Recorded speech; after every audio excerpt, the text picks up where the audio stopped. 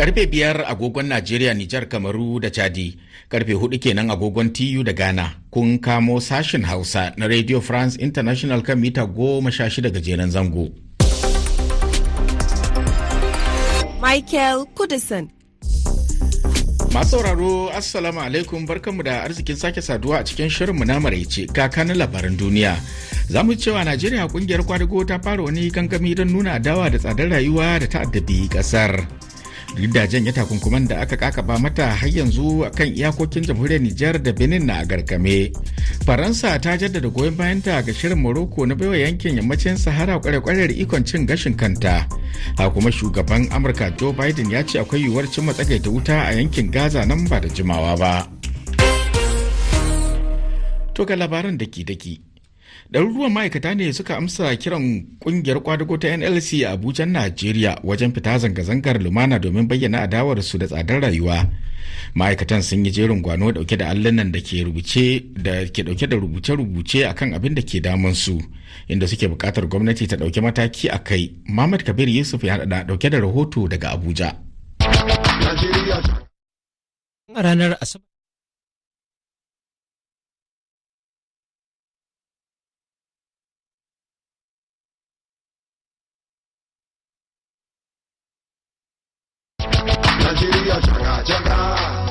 ɗaruruwan mutane ne suka amsa kiran kungiyar kwadagon inda suka fito kwansu da kwarkwatar su gurin zanga-zanga da shugaban kungiyar kwadagon na ƙasa Joy Ajero ya jagoranta, da kuma ya kara da cewa this protest is about hunger. There is hunger in the land. Muna zanga-zanga ne akan yunwa. Akwai yunwa a ƙasa. Kowa ya san cewa yanzu buhun shinkafa ya wuce 70,000 zuwa 75. Talaka ba zai iya sayan indomi ba. Biredi kuwa ya fi ƙarfinsa. In ko talaka ya ce zai ci biredi a kullum, to zai kashe 40,000 zuwa 50 a wata. Duba abin da ya faru a Lagos. Kwastam na sayar da shinkafa. Mutane 7 ne suka mutu. Wa zai biya diyar su? Wasu 'yan ƙasar da su ma suka goyi bayan zanga-zangar cewa suke yi. Sunana Rabi Rafta Flava. Hawa kayan farashi na abinci ya yi yawa, kuma gwamnati ta zura ido, 'yan bar 'yan ƙasa sun zama almajirai. Sunana Abdulsalam injiniya daga Jabi ɗaki biyu. Tsadar rayuwa da ake ciki, gaskiyar magana ta kai inna lillahi wa inna ilaihi raji'un. Kamata gwamnati ta tsaya ta duba ta ga halin da talaka suke ciki. A cewa sakataren tsare-tsaren kungiyar kwadagon na ƙasa Comrade Nasir Kabiru, shirin nasu ya cimma nasara. Wannan zanga-zanga dai ta yi tasiri, ko kuma magana nake da kai dukkan jihohinmu 36 din nan, rahotannin da nake samu a matsayina na sakataren tsare-tsare, a lalle mutane sun halarta. Muhammad Kabir Yusuf, Abuja, Rafaye, Hausa. Babban bankin Najeriya ya sanar da fara sayarwa 'yan kasuwan canjin bayan fage kudaden musaya na kasashen waje.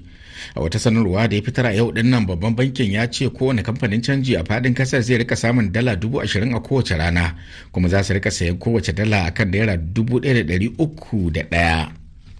Akalla jami'an hukumar yaƙi da fasakori ko kuma kwastam 40 ne ake tuhuma da badakalar rashawar biliyan 12 a Najeriya, inda wasu bayanai ke nuna yadda hukumar EFCC ke bin diddigi don gurfanar da su da nufin hukunta su. Azima Bashir Aminu na ɗauke da rahoto a kai.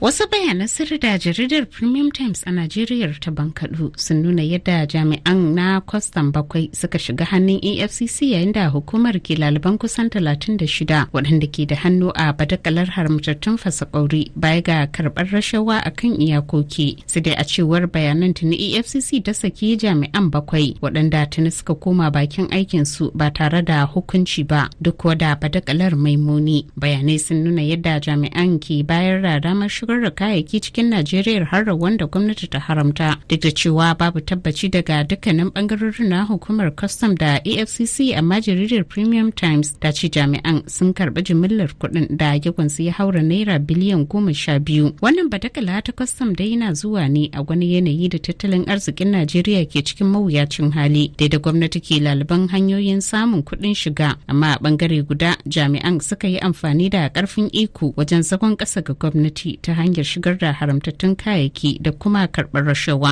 To a gaida Azima Bashir Aminu. Har yanzu jamhuriyar Nijar bata bude iyakarta da Benin ba, duk da dage matakan takunkuman da ECOWAS ta yi da sauran kasashen yankin Sahel kwanaki 3 da suka gabata. Ga rahoton Abdulkadir Halari Kiyawa.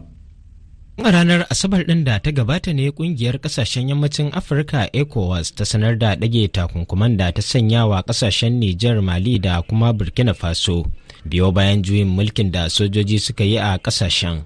Takunkuman sun haɗar da rufe iyakokin ƙasar da haramta zirga-zirgar jiragen sama a tsakanin ƙasashen da sauransu. A watan Yulin bara ne sojojin suka kifar da gwamnatin shugaba Muhammad Bazoum, lamarin da ya sanya ƙungiyar ECOWAS ta ƙaƙabawa ƙasar takunkumai da dama. Tun daga wancan lokaci har zuwa yanzu Bazoum ɗin na tsare a fadar shugaban ƙasa, duk kuwa da irin gargaɗin da ƙungiyar ta ECOWAS ta yi na a sake shi. Kazalika sojojin da ke mulkin Nijar ɗin har kawo yanzu sun ƙi ba da damar buɗe iyakar ƙasar da Benin kafin rufe iyakokin da kayayyakin da ƙasar Nijar ɗin ke shiga da su ƙasar ta kusan kaso 80 da kan iyakarta da Benin take shiga da su. To har yanzu dai jamhuriyar Nijar bata fito ta mayar da martani akan matakin da kungiyar kasashen yammacin Afirka ECOWAS ko CEDEAO ta dauka ba na janye mata takunkuman.